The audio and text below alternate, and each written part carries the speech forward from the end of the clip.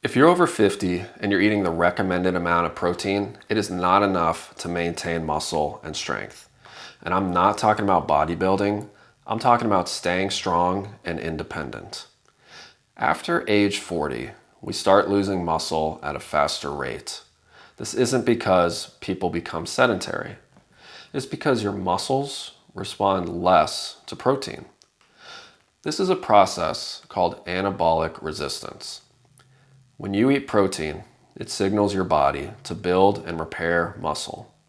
And as we age, the amount of protein required to activate that signal increases. So what does that mean? The same amount of protein when you were 30 doesn't stimulate muscle the same way if you are 60. The current recommended dietary allowance, or RDA, for protein is 0.8 grams per kilogram of body weight. That number is based on preventing deficiency, not preventing muscle loss. In other words, it's the minimum to survive, not enough to keep you strong as you age. More recent research in adults over 50 shows a higher range, from 1.2 to 1.6 grams of protein per kilogram of body weight. That's about double the RDA, and this equals about 0.7 grams per pound of body weight. I know I just threw a lot of numbers at you, so let's use an example to make this easier. If you weigh 100 pounds, you should eat 70 grams of protein each day. If you're 150 pounds, that's about 100 grams of protein per day. I know that sounds high, but spread across meals, it's achievable, especially with whole foods. A couple common mistakes are eating most of your protein at dinner and skipping on protein in your breakfast. Aging muscles respond better when protein is evenly distributed throughout the day. So a good rule of thumb is to eat between 30 or 40 grams per meal. And I know, again, this sounds like a lot of protein to eat in one day, because it is, but it really makes a difference.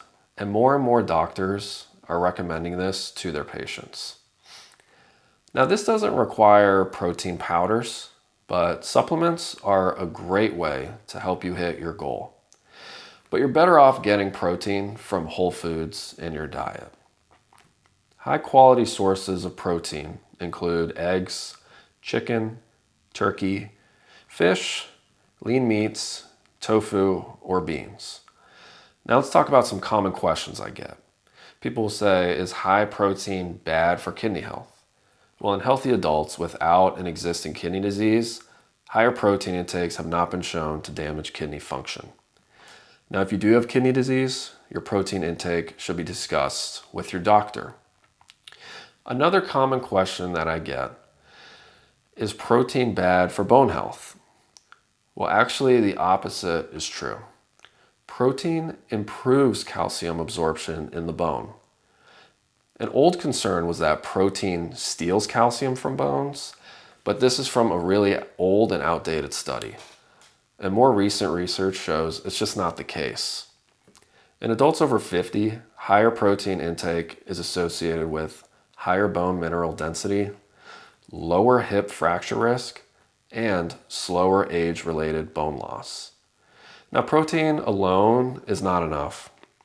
It's extremely important that you lift weights or engage in some form of resistance training. Resistance training is what tells your body where to put all that protein. And without weight training, extra protein won't prevent muscle loss. In future videos, I'll discuss how resistance training helps build muscle and the best ways to train if you're over 50. I hope you enjoyed this video, and feel free to check out my channel, where I post content on how to stay strong and independent for life. Thank you for watching, and I'll see you in the next one.